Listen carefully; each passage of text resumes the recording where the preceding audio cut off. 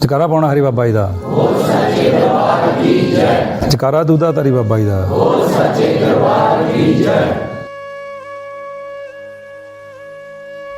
ਇੱਕ ਸਮੇਂ ਇੱਕ ਲੜਕੀ ਨੇ ਆਪਣੇ ਜੀਵਨ ਵਿੱਚ ਡਿਸੀਜਨ ਲੈ ਲਿਆ ਕਿ ਮੈਂ ਪਰਮਾਤਮਾ ਦੀ ਭਗਤੀ ਹੀ ਕਰਨੀ ਆ, ਕਿ ਵਿਆਹ ਨਹੀਂ ਕਰਾਉਣਾ। ਉਹ ਜੰਗਲ ਵਿੱਚ ਚਲੇ ਜਾਂਦੀ ਆ, ਤਪੱਸਿਆ ਕਰਦੀ ਰਹਿੰਦੀ। ਜਦੋਂ ਤੁਸੀਂ ਭਗਤੀ ਕਰਦੇ ਆ ਫਿਰ ਪਰਮਾਤਮਾ ਵੀ ਤੁਹਾਡੀ ਰਕਸ਼ਾ ਕਰਦੇ ਸਵੈਮ ਆਪੇ। ਉਹਨੇ ਭਗਤੀ ਕੀਤੀ ਵਿਸ਼ਨੂੰ ਭਗਵਾਨ ਦੀ, ਨਾਰਾਇਣ ਦੀ, ਜਗਤ ਦੇ ਪਾਲਣਹਾਰ ਦੀ, ਪਰ ਉਹਨੂੰ ਦਰਸ਼ਨ ਨਹੀਂ ਹੋਏ। ਪੂਰਾ ਜਨਮ ਭਗਤੀ ਕੀਤੀ, ਇੱਕ ਵਾਰੀ ਵੀ ਦਰਸ਼ਨ ਨਹੀਂ ਹੋਏ। ਅੰਤ ਸਮੇਂ ਦਰਸ਼ਨ ਹੁੰਦੇ ਜਦੋਂ ਉਹਦੀ ਮ੍ਰਿਤਿੂ ਹੋਣ ਲੱਗਦੀ ਹੈ।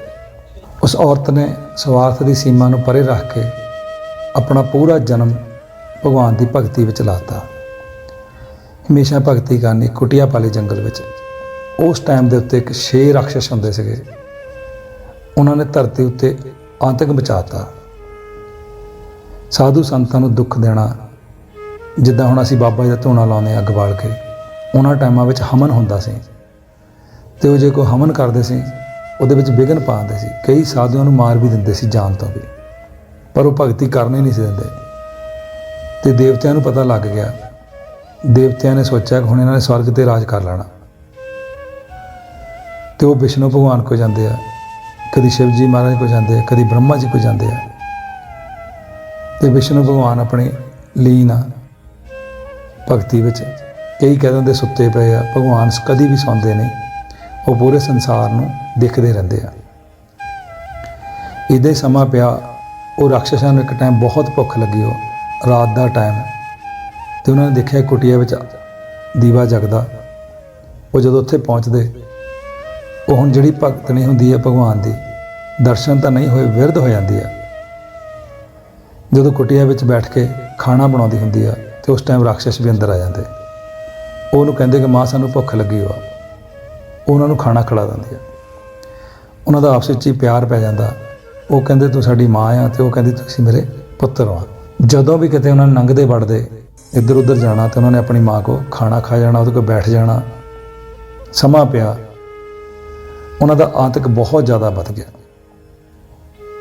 ਅਤੇ ਉਹ ਵਿਸ਼ਨੂੰ ਭਗਵਾਨ ਕੋਲ ਜਦੋਂ ਦੇਵਤੇ ਜਾਂਦੇ ਆ, ਅਤੇ ਉਹ ਕਹਿੰਦੇ ਮਹਾਰਾਜ ਸਾਡੀ ਰਕਸ਼ਾ ਕਰੋ, ਧਰਤੀ ਉੱਤੇ ਆਤੰਕ ਫੈਲ ਗਿਆ, ਇਹਨਾਂ ਰਾਖਸ਼ਾਂ ਦਾ ਅੰਤ ਕਰੋ। ਉਸ ਟਾਈਮ 'ਤੇ ਵਿਸ਼ਨੂੰ ਭਗਵਾਨ ਨੇ ਕੋਈ ਅਵਤਾਰ ਨਹੀਂ ਧਾਰਨ ਕੀਤਾ। ਸੁਦਰਸ਼ਨ ਚੱਕਰ ਉੱਥੋਂ ਹੀ ਛੱਡ ਦਿੱਤਾ। ਜਦੋਂ ਸੁਦਰਸ਼ਨ ਚੱਕਰ ਛੱਡਿਆ ਉਹਨਾਂ ਨੇ ਰਾਖਸ਼ਾਂ ਨੂੰ ਮਾਰਨ ਲਈ, ਤਾਂ ਜਿਹੜੇ ਰਾਖਸ਼ ਸੀਗੇ ਉਹ ਵੀ ਬੜੇ ਬੁੱਧੀਮਾਨ ਸੀ, ਤਪੱਸਵੀ ਸੀ। ਉਹਨਾਂ ਨੂੰ ਪਤਾ ਲੱਗ ਗਿਆ ਕਿ ਦੇਵਤਿਆਂ ਨੇ ਸਾਡੇ ਖਿਲਾਫ ਵਿਸ਼ਨੂੰ ਭਗਵਾਨ ਨੂੰ ਭੜਕਾ ਦਿੱਤਾ ਆ, ਤਾਂ ਉਹਨੇ ਸਾਡੇ ਖਿਲਾਫ ਸੁਦਰਸ਼ਨ ਚੱਕਰ ਛੱਡ ਦਿੱਤਾ। ਅਤੇ ਉਹਨਾਂ ਨੂੰ ਪਰ ਇਹ ਵੀ ਪਤਾ ਸੀ ਕਿ ਜਿਹੜੀ ਸਾਡੀ ਮਾਂ ਆ ਉਹ ਭਗਵਾਨ ਦੀ ਭਗਤਣੀ ਆ। ਉਹ ਮਾਂ ਕੋਲ ਪਹੁੰਚ ਜਾਂਦੇ ਫਟਾਫਟ, ਅਤੇ ਉਹ ਕਹਿੰਦੇ ਸਾਡੀ ਰਕਸ਼ਾ ਕਰ। ਉਹ ਕਹਿੰਦੇ ਕੀ ਗੱਲ ਹੋਈ? ਉਹ ਕਹਿੰਦੇ ਸਾਨੂੰ ਸੁਦਰਸ਼ਨ ਚੱਕਰ ਵਿਸ਼ਨੂੰ ਭਗਵਾਨ ਨੇ ਛੱਡਤਾ ਸਾਨੂੰ ਮਾਰਨੇ ਲਈ। ਹੁਣ ਤੁਸੀਂ ਆਪ ਸਵੈਂ ਵਿਚਾਰ ਕਰਨਾ, ਸੁਦਰਸ਼ਨ ਚੱਕਰ ਜਿਹੜਾ ਆ ਉਹ ਇੱਕ ਅਸਤਰ ਵਾ, ਜਿੱਦਾਂ ਪਿਸਤੌਲ ਲਾ ਲਓ, ਤੀਰ ਲਾ ਲਓ, ਜਾਂ ਕੋਈ ਬੰਬ ਲਾ ਲਓ। ਉਹਦੇ ਕੋਲ ਦਿਮਾਗ ਥੋੜ੍ਹਾ। ਪਰ ਜਦੋਂ ਛੱਡਿਆ, ਜਿਹੜੀ ਔਰਤ ਹੁੰਦੀ ਹੈ ਉਹ ਹੱਥ ਜੋੜ ਕੇ ਮੂਹਰੇ ਖੜੀ ਹੋ ਜਾਂਦੀ। ਉਹ ਕਹਿੰਦੀ ਹੇ ਸੁਦਰਸ਼ਨ, ਜੇ ਮੈਂ ਵਿਸ਼ਨੂੰ ਭਗਵਾਨ ਦੀ ਸੱਚੇ ਦਿਲੋਂ ਭਗਤੀ ਕੀਤੀ ਆ, ਵਿਆਹ ਨਹੀਂ ਕਰਾਇਆ, ਕੋਈ ਪਾਪ ਕਰਮ ਨਹੀਂ ਕੀਤਾ, ਕਿਸੇ ਦਾ ਬੁਰਾ ਨਹੀਂ ਕੀਤਾ, ਤਾਂ ਤੂੰ ਹੁਣ ਇੱਥੇ ਖੜਾ ਹੋ ਜਾ। ਸੁਦਰਸ਼ਨ ਚੱਕਰ ਉੱਥੇ ਰੁਕ ਜਾਂਦਾ, ਪਰ ਚੱਲੀ ਜਾਂਦਾ। ਆਕਾਸ਼ਬਾਣੀ ਹੁੰਦੀ ਉਸ ਟਾਈਮ 'ਤੇ। ਆਕਾਸ਼ਬਾਣੀ ਹੋਈ, ਉਸ ਔਰਤ ਨੂੰ ਕਿਹਾ ਗਿਆ ਕਿ ਤੂੰ ਪਿੱਛੇ ਹਟ ਜਾ, ਤੂੰ ਭਗਤਣੀ ਹੈ ਪਰਮਾਤਮਾ ਦੀ, ਇਹ ਸਿਰਫ ਰਾਖਸ਼ਾਂ ਨੂੰ ਮਾਰਨ ਲਈ ਆਇਆ, ਤੂੰ ਪਿੱਛੇ ਹਟ ਜਾ। ਪਰ ਉਸ ਔਰਤ ਨੇ ਨਹੀਂ ਕਹਿਣਾ ਮੰਨਿਆ ਆਕਾਸ਼ਬਾਣੀ ਦਾ ਵੀ। ਇੰਨੇ ਨੂੰ ਹੁਣ ਭਗਵਾਨ ਉਹਦੇ ਸਾਹਮਣੇ ਖੜੇ ਹੋ ਜਾਂਦੇ। ਵਿਸ਼ਨੂੰ ਭਗਵਾਨ ਸਵੈਮ ਆਪ, ਚੱਕਰਧਾਰੀ, ਕਲਾਧਾਰੀ, ਆਪੇ ਹੀ ਖੜੇ ਹੋ ਜਾਂਦੇ ਮੂਹਰੇ ਆ ਕੇ। ਫਿਰ ਉਹਨੂੰ ਸਮਝਾਉਂਦੇ। ਉਹ ਕਹਿੰਦੇ ਮੈਂ ਇਹਨਾਂ ਦਾ ਹੈ ਨਾ ਰਾਖਸ਼ਾਂ ਦਾ ਅੰਤ ਕਰਨਾ, ਤੂੰ ਪਿੱਛੇ ਹਟ ਜਾ, ਇਹਦੇ ਮੂਹਰੇ ਖੜੀ ਨਾ ਹੋ। ਹੁਣ ਤੁਸੀਂ ਦੇਖੋ, ਜਿਹੜਾ ਸੁਦਰਸ਼ਨ ਆ ਉਹ ਭਗਵਾਨ ਦੀ ਇੱਛਾ ਨਾਲ ਚੱਲਦਾ ਹੈ। ਜਦੋਂ ਕੋਈ ਉਹਦੇ ਮੂਹਰੇ ਪ੍ਰਾਰਥਨਾ ਕੀਤੀ, ਰੁਕ ਗਿਆ ਉਹ। ਜੇ ਕਿਸੇ ਨੇ ਗੋਲੀ ਮਾਰੀ ਹੁੰਦੀ ਜਾਂ ਕੋਈ ਤੀਰ ਮਾਰਿਆ ਹੁੰਦਾ, ਰੁਕਣਾ ਹੀ ਨਹੀਂ ਸੀ ਉਹਨੇ। ਇਹਦਾ ਮਤਲਬ ਸਭ ਕੁਛ ਭਗਵਾਨ ਦੀ ਇੱਛਾ ਨਾਲ ਹੋ ਰਿਹਾ। ਜੇ ਸੁਦਰਸ਼ਨ ਚੱਕਰ ਰੁਕ ਸਕਦਾ, ਵਾਪਸ ਮੁੜ ਸਕਦਾ, सब कुछ उन्हां दी रजा विच आ। फिर उन्हें समझाया, कहंदे ये जिहड़े राक्षस होए शराबां पीण वाले, नशे करन वाले, साधु संतां दी निंदा करदे आ, चुगलियां करदे आ, किसी नूं भगती नहीं करन दिंदे। कहंदे तू इन्हां पापियां करके अपनी भगती गवाउणा चाहुंदी आ, पिछे हट। पर वो कहना ही नहीं मनदी। कहंदी मैं सच्ची है, मेरे पुत्तर वा, बल्कि पेटों जन्म नहीं सी दिता। सीगे भी राक्षस।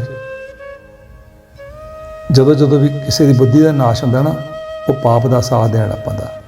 हुण ਉਹਦੀ बुद्धि का नाश हो चुका सीगा औरत का, क्योंकि वो पापियां का साथ दिंदी सी। जे ਉਹੀ भोजन किसी साधुआं नूं खिलाया हुंदा, संतां नूं खिलाया हुंदा, तां आशीर्वाद लैंदी।